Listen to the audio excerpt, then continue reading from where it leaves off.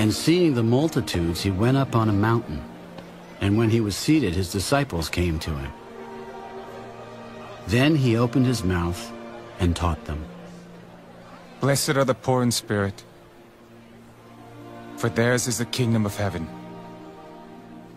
Blessed are those who mourn, for they shall be comforted. Blessed are the meek, for they shall inherit the earth.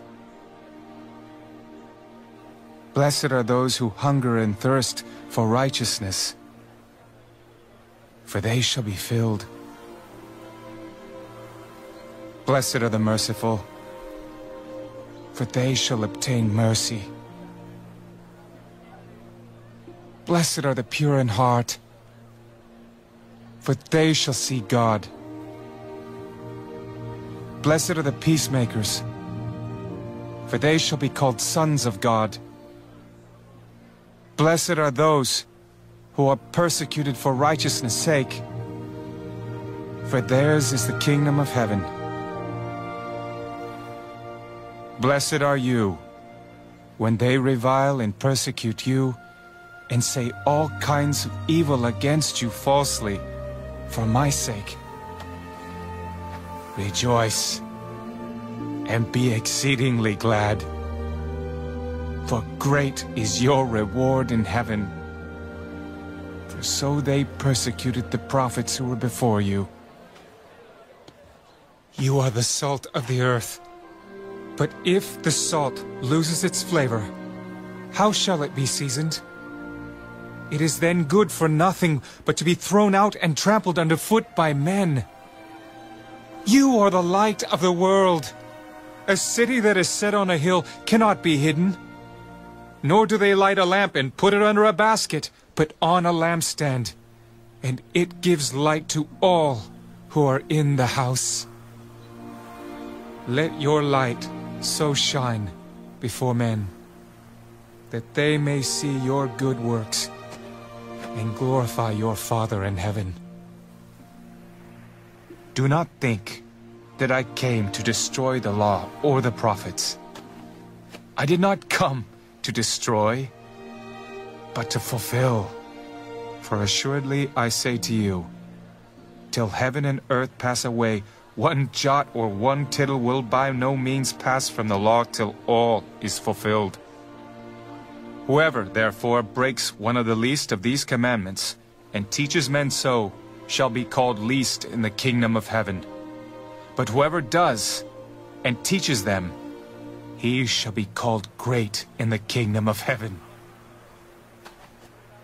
For I say to you that unless your righteousness exceeds the righteousness of the scribes and Pharisees, you will by no means enter the kingdom of heaven. You have heard that it was said to those of old, you shall not murder, and whoever murders will be in danger of the judgment.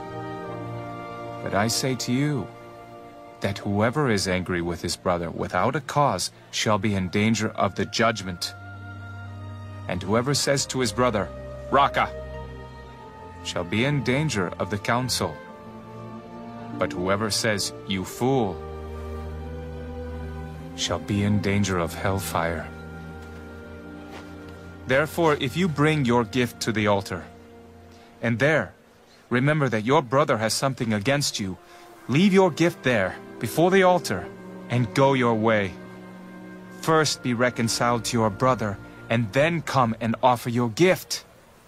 Agree with your adversary quickly, while you are on the way with him, lest your adversary deliver you to the judge hand you over to the officer, and you be thrown into prison.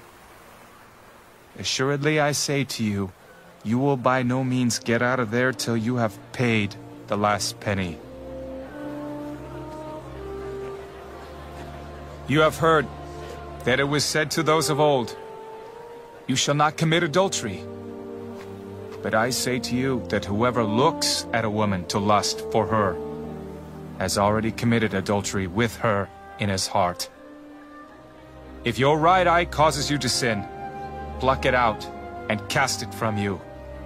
For it is more profitable for you that one of your members perish than for your whole body to be cast into hell. And if your right hand causes you to sin, cut it off and cast it from you. For it is more profitable for you that one of your members perish than for your whole body to be cast into hell.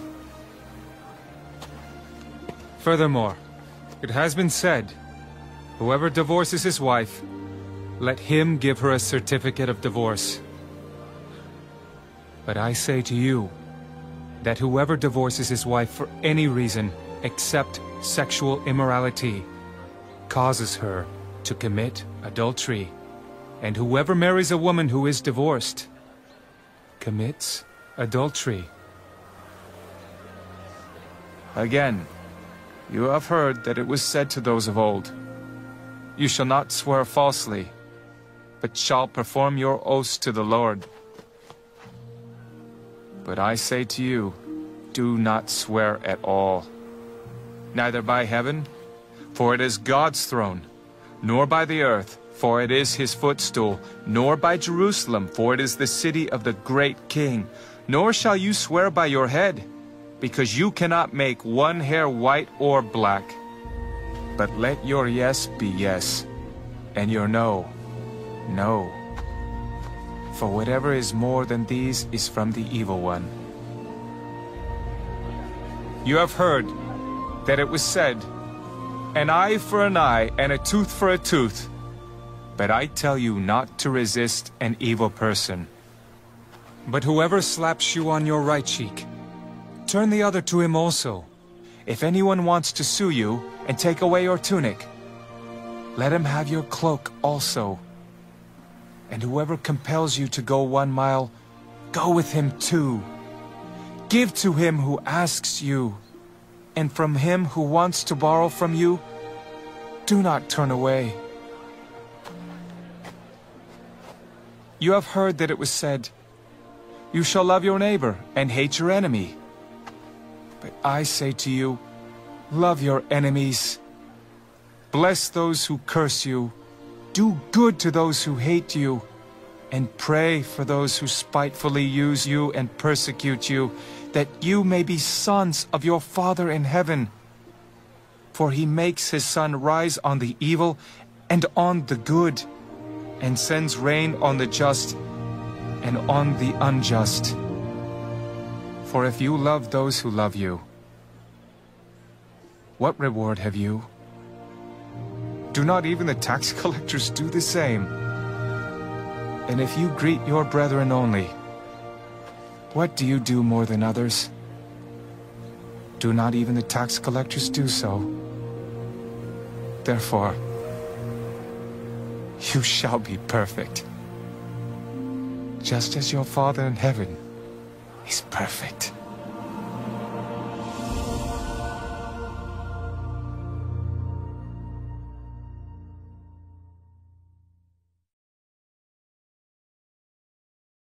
The First Book of Samuel.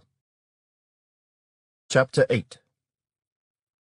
Now it came to pass, when Samuel was old, that he made his sons judges over Israel. The name of his firstborn was Joel, and the name of his second, Abijah. They were judges in Beersheba. But his sons did not walk in his ways. They turned aside after dishonest gain, took bribes, and perverted justice. Then all the elders of Israel gathered together, and came to Samuel at Ramah, and said to him, Look, you are old, and your sons do not walk in your ways. Now make us a king to judge us, like all the nations. But the thing displeased Samuel when they said, Give us a king to judge us. So Samuel prayed to the Lord. And the Lord said to Samuel, Heed the voice of the people in all that they say to you, for they have not rejected you, but they have rejected me, that I should not reign over them. According to all the works which they have done since the day that I brought them up out of Egypt, even to this day, with which they have forsaken me and served other gods, so they are doing to you also. Now therefore heed their voice.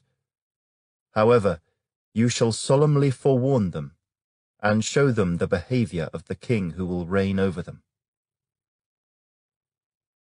So Samuel told all the words of the Lord to the people who asked him for a king.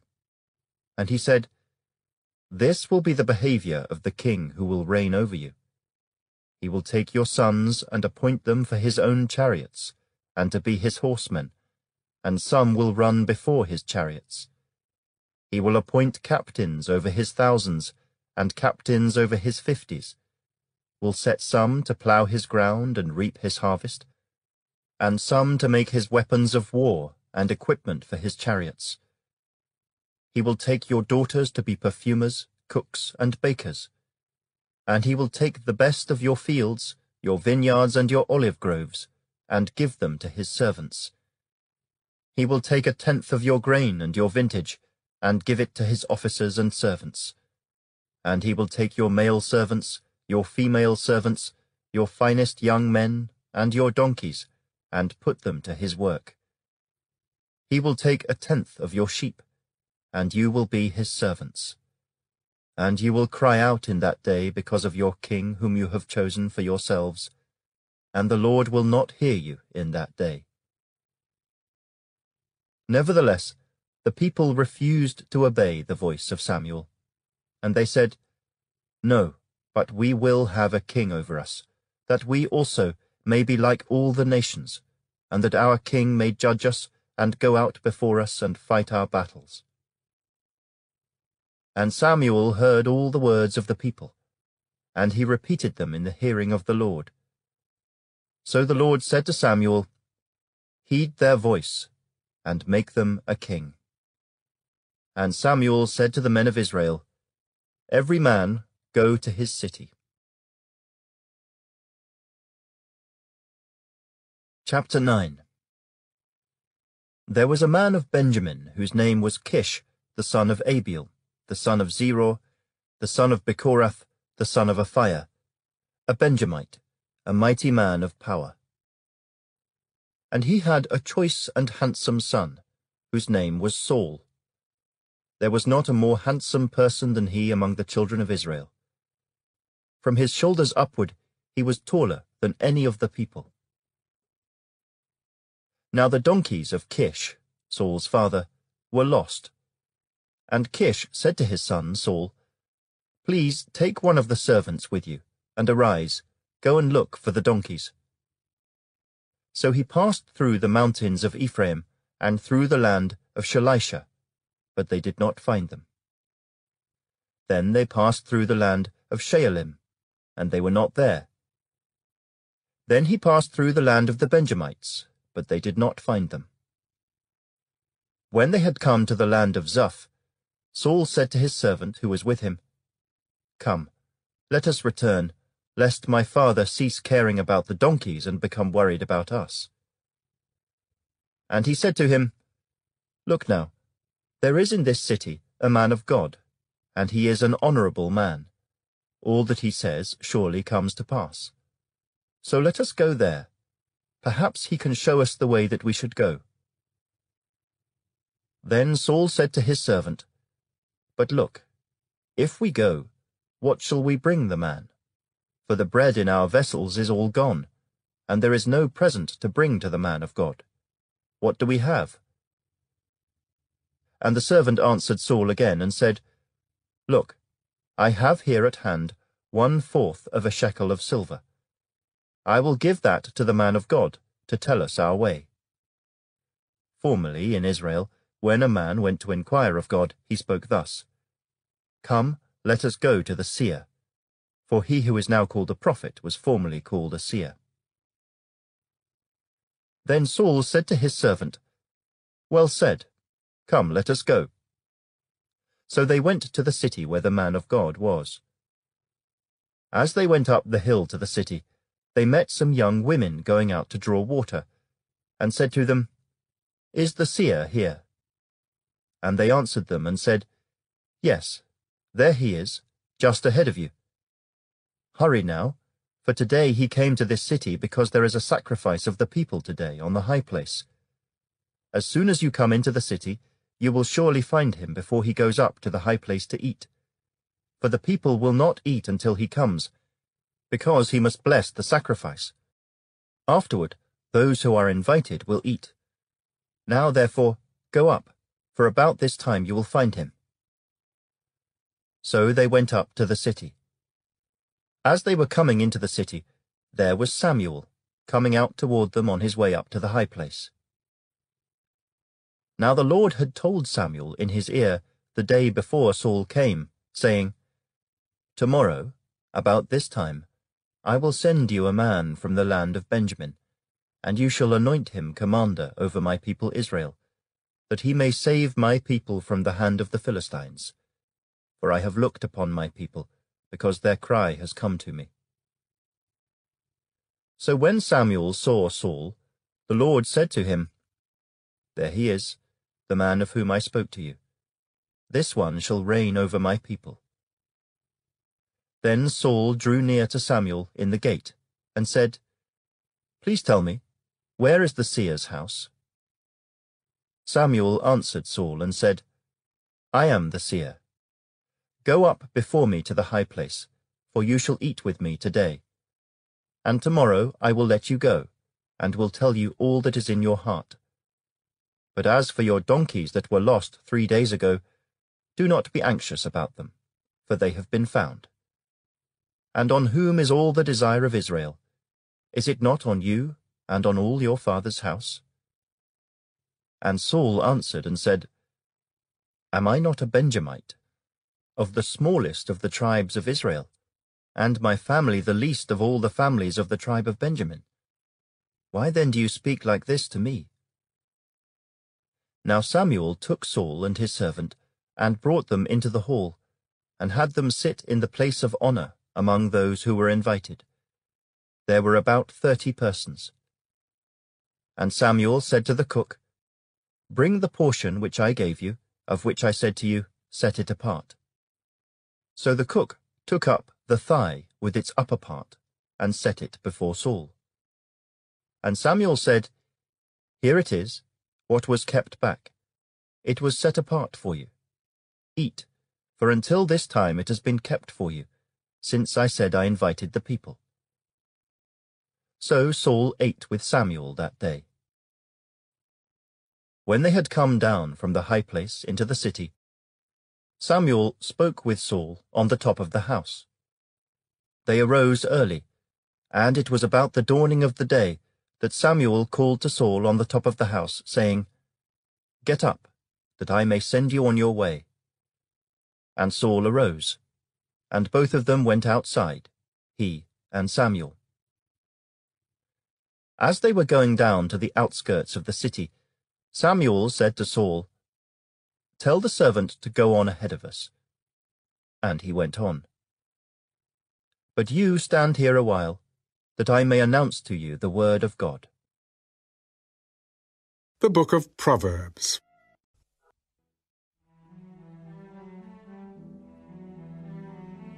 The wicked flee when no one pursues, but the righteous are bold as a lion. Because of the transgression of a land, many are its princes, but by a man of understanding and knowledge right will be prolonged. A poor man who oppresses the poor is like a driving rain which leaves no food. Those who forsake the law praise the wicked, but such as keep the law contend with them. Evil men do not understand justice, but those who seek the Lord understand all. Better is the poor who walks in his integrity than one perverse in his ways, though he be rich. Whoever keeps the law is a discerning son, but a companion of gluttons shames his father. One who increases his possessions by usury and extortion gathers it for him who will pity the poor. One who turns away his ear from hearing the law, even his prayer is an abomination. Whoever causes the upright to go astray in an evil way, he himself will fall into his own pit, but the blameless will inherit good. The rich man is wise in his own eyes, but the poor who has understanding searches him out. When the righteous rejoice, there is great glory, but when the wicked arise, men hide themselves. He who covers his sins will not prosper, but whoever confesses and forsakes them will have mercy. Happy is the man who is always reverent, but he who hardens his heart will fall into calamity. Like a roaring lion and a charging bear is a wicked ruler over poor people. A ruler who lacks understanding is a great oppressor. But he who hates covetousness will prolong his days. A man burdened with bloodshed will flee into a pit. Let no one help him. Whoever walks blamelessly will be saved, but he who is perverse in his ways will suddenly fall. He who tills his land will have plenty of bread, but he who follows frivolity will have poverty enough.